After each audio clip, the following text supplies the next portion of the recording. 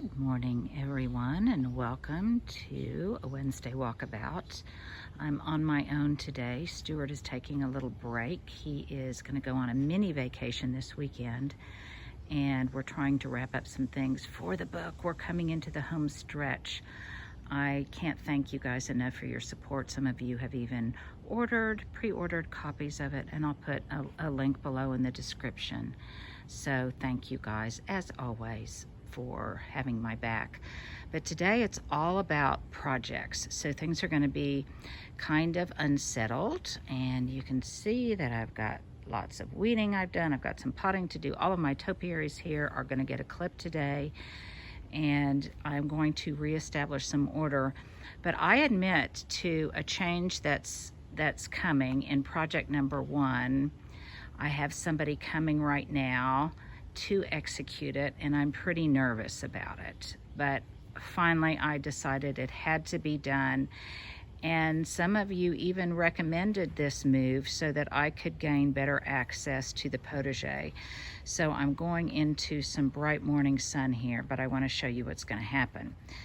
And it's a little bit traumatic for me. This sounds kind of corny, but this has always been really the queen of my entire garden, this potager. It's what put my garden on the map many years ago. And now, as I navigate to get back into some less harsh light, here are the changes that are going to happen. These 2 balls, the 2 spheres that I just love here, these are going to be removed because there's just not enough access into the different quadrants right now. So those I am having transplanted today. Now normally I would do this in the fall, but I think it's a little bit of a risk, but I think it's a risk worth taking because we have had so much rain. Things are putting out, as you can tell, tons of rapid new growth, and the ground is nice and moist, and I think will be receptive to the shovel. So these on this end and the other 2 on the east end, those are going to be dug out, so they will this will remain symmetrical, and I'm going to plant those in other areas in the garden. The smaller ones may go in pots. The larger ones I have found some locations for. And then I'm going to do something else that might be a little bit risky, but the width of this boxwood hedge has just gotten extreme.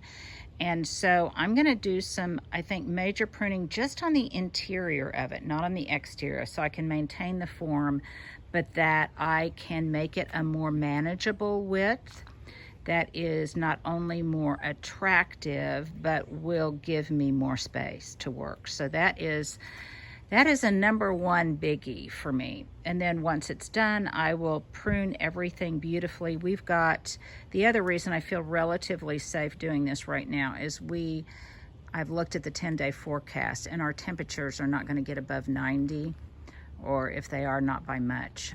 And so I feel fairly confident that I can do that right now. And then all of these other things that are just kind of hodgepodgey around here, I will reestablish some order. I'll plant the interior, the interior of the quadrants that haven't already been planted. And then I've got another kind of project going on over here. Sadly, I had to remove the climbing old blush here. It was so damaged in the Arctic blast, and that made it vulnerable to rose rosette. So it had rose rosette. I finally took it out, but it rooted on the other side of the fence, and that seems to be happy.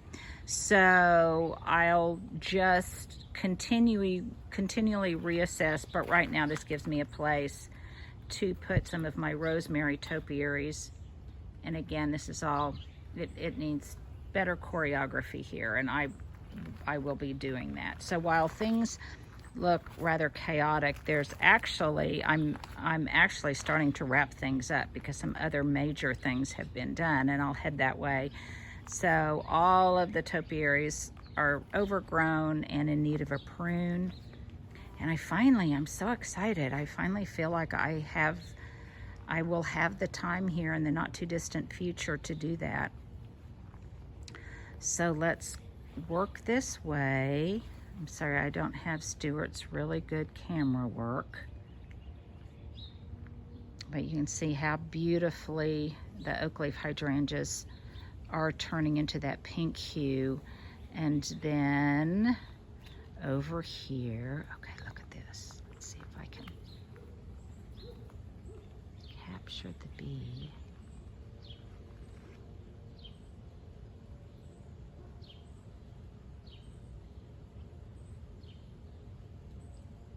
Never really get it into focus, but the bee on the sugar shack flower. And all the white weddings are in full bloom. I will do a much better garden tour once everything is done. Well, apparently flies also like the sugar shack blooms, but aren't they fascinating? Really, really fascinating. And you can see over here that there's bees on both of those interesting blooms. So I need to have Stuart take some really, really beautiful close-ups of those.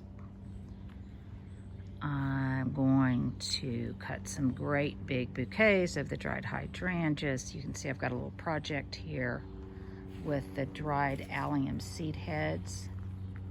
I'm even going to try seeing if I can grow some of the seeds that are in those dry seed heads. You can see those little black kernels, and that is one of my projects. I have all sorts of experiments I'm going to do here in the coming month that I will keep you guys on the loop in. Now over to a very, very messy area, but one that I am thrilled to report on. So don't judge me on how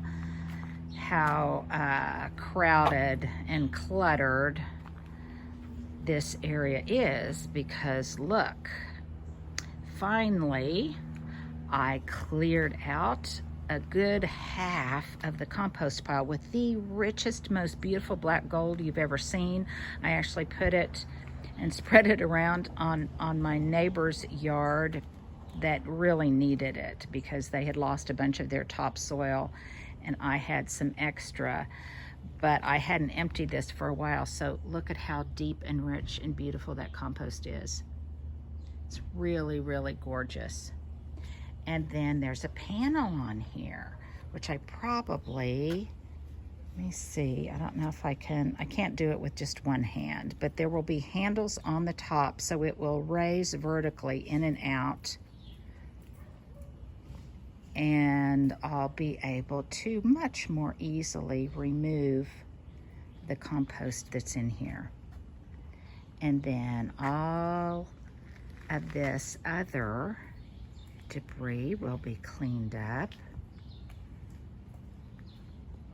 This was from another project, and actually I find it kind of fascinating and beautiful in here. It's just temporarily in my firewood holder.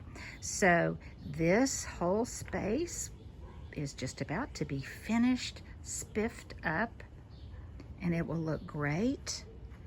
And I'm having some dead wood pruned out of my trees today. Some kind of subsequent damage or things that heretofore had not been pruned out after the initial pruning after the ice storm.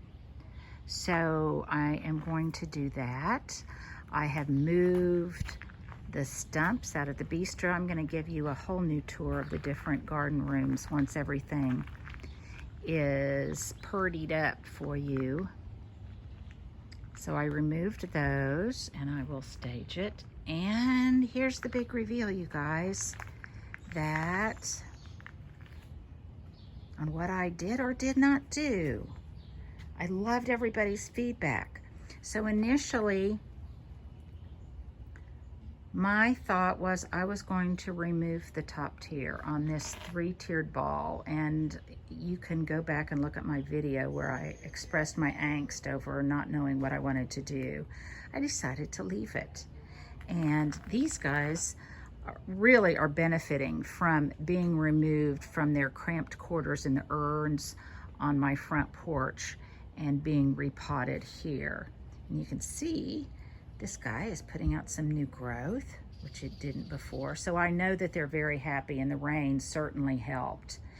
And so I'm going to do some pruning on those. A number of you asked me about these lanterns in my QVC line, if they could safely be left outdoors. And the lantern can be left outdoors, but depending on the heat and weather conditions where you are, I bring the candle in, and then I just put the candle in the lantern when I'm getting ready to use it. I keep those inside. And here's a little update on these Tuberous Begonias. Bergini, I believe they were called. Anyhow, I'm thrilled with the way they look. I think they're so sweet, and I have an inkling that this is going to be my next obsession, are these Tuberous Begonias that you start from tubers. So even being rather chaotic, I think things still look kind of pretty. And let me also show what it looks like in the window box, because it is starting to fluff out. And I identified 2 more hosta in the front yard that are crowded, and so I'm going to plant those in there, and then this will be full enough, and everything will have room to grow, but it will still be full, and it won't look kind of a little bit too sparse. So that is another thing, and you can see that those little hints of red there, those are the begonias that can grow in deep shade, by the way, you guys, and still color, that are starting to thrive in the window box. And I'm going to have some touch-up painting done on my fence, just all sorts of work. I moved temporarily my little cactus. I did a segment on potting up succulents and things. I've got a lot of grooming to do on the geraniums, but I'll get around to that. So those are the status of some big projects that I have going today, and I need you guys to hold my hand, because I'm a little bit nervous about some of these projects underway, but it has to be done, and I've just decided to be brave and take a garden risk. And as beautiful as those boxwoods look there, then I think when I transplant the other ones into their new locations, that they will look equally as beautiful. So there you go. There is our walkabout today. Let me show you one last thing I'm doing that I started yesterday. And that is, the barberry has just gone crazy. It's been absolutely stunning. And this one started to be a bit of a bully on the things surrounding it. And so I am pruning this back a little bit so as to expose the red pygmy barberry underneath it, give it some more room to grow, create some negative space. And then you'll also see that around here I've got those big leaves. Those are Japanese anemones, and I want those to have some room to maybe do a little bit better.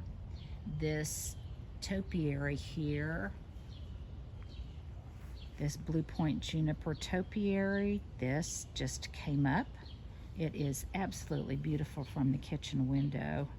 It needs some pruning, but I used to have it in 2-ball form, the top and then the bottom, and I am starting to prune off the bottom balls. I need to cut all of those stumps, those mini stumps, back to the trunk, and I'll do that as I finish cleaning up this area. So that is another another kind of project that I've got going on. But pretty soon it is going to be what I consider garden tour ready. And I'm even considering, here's my last surprise, I'm even considering holding a garden tour this fall. So there's my question of the day for you. If I held a garden tour this fall, would you like to come? So there's your Wednesday Walkabout, my wonky camera work. Stuart says to say hello.